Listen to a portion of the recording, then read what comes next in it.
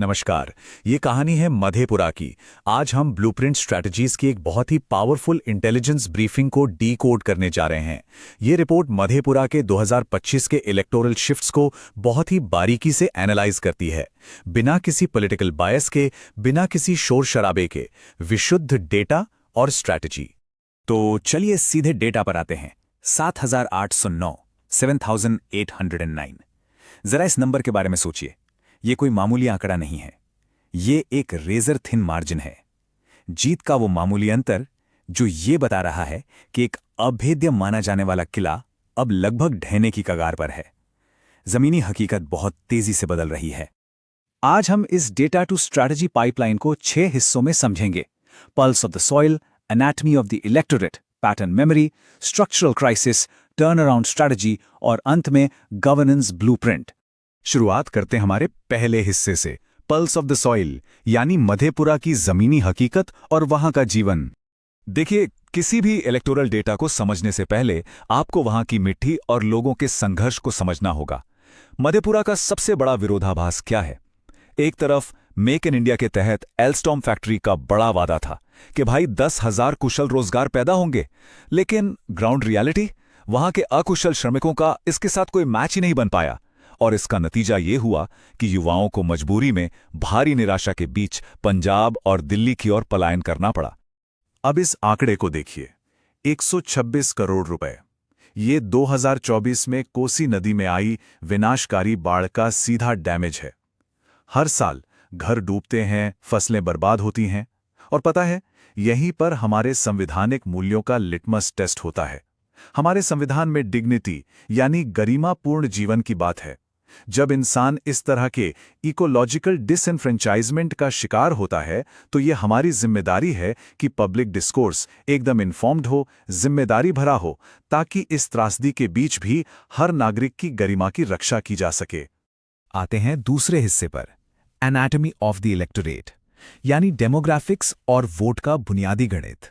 Mathematics बड़ा clear है। यादव समुदाय 25% और मुस्लिम समुदाय लगभग 12%, तो ये 37% का एक बहुत ही सॉलिड कोर बेस बनता है, राइट?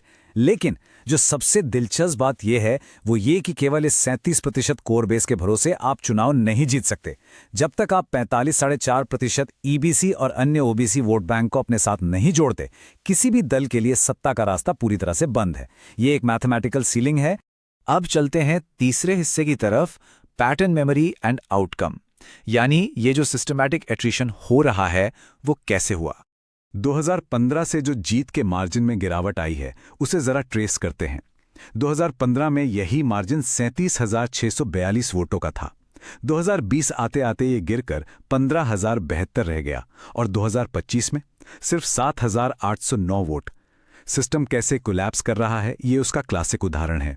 और मजे की बात यह है कि यह खतरा 2024 के लोकसभा चुनाव के डेटा में ही फ्लैश हो गया था, जब इसी सेगमेंट में एनडीए ने 7,430 वोटों की बढ़त ले ली थी।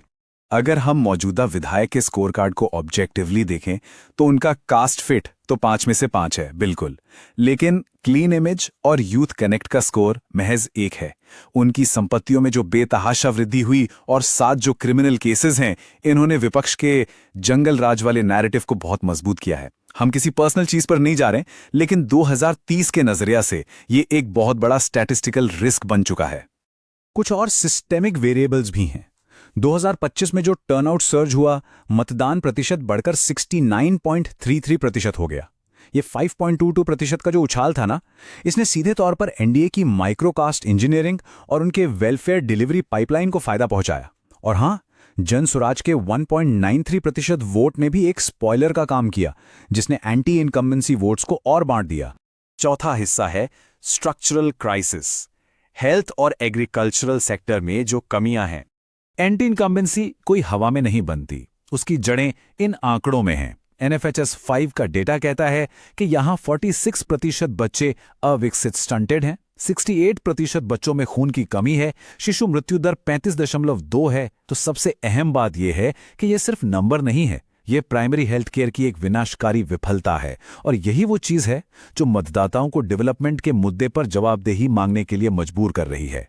तो अब आते हैं 5वें हिस्से पर, टर्न अराउंड स्ट्रैटेजी, वापसी का 4 चरणों वाला ब्लूप्रिंट। डायग्नोसिस हो गया, अब प्रिस्क्रिप्शन की बारी।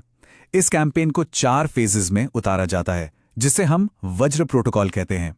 पहला, फाउंडेशन बिल्डिंग यानी कोसी बाढ़ का ऑडिट। फिर नैरेटिव सेटिंग। तीसरा, ग्राउंड एक्टिवेशन। और आखिरी फेज होता है स्प्रिंट, चुनाव से ठीक 72 घंटे पहले एक मैसिव माइक्रो टारगेटिंग ब्लिट्स, जहां टोटल मोबिलाइजेशन किया जाता है। हाइपर लोकल लेवल पे ये कैसे होगा? ईबीसी माइक्रो कमिटीज बनेंगी, लोकल मैथिली भाषा में डिजिटल पॉड्स चलाए जाएंगे, और जो माइग्रेंट वोटर्स हैं उनके लिए एक रिकॉल पाइपलाइन बनेगी। लेकिन एक चीज बिल्कुल साफ होनी चाहिए, ये जितना भी डिजिटल आउटरीच होगा उसे भारत के डीपीडीपी फ्रेमवर्क का सख्ती से पालन करना होगा। प्राइवेसी और एक्टिव कंसेंट के बिना कोई डेटा इस्तेमाल नहीं होगा, ये हमारी बुनियादी शर्त है।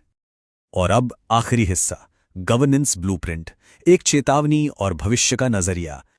देखिए, पॉलिटिकल सर्वाइवल में और असली गवर्नेंस में बहुत फर्क होता है। इस रिपोर्ट की साफ चेतावनी है, पारंपरिक बाहुबलियों से आगे बढ़कर प्रोएक्टिव और डेटा आधारित गवर्नेंस को अपनाना ही 2030 तक पहुंचने का एकमात्र मैथमेटिकल रास्ता है। अगर पुरानी व्यवस्थाएं ऐसे ही चलती रहीं तो चुनावी पतन बिल्कुल तय है। If you want to become a people-centric leader and uplift your constituency, get in touch with blueprintstrategies.ai at mgr@blueprintstrategies.ai or call 080-4204-1602. Purpose Beyond Politics.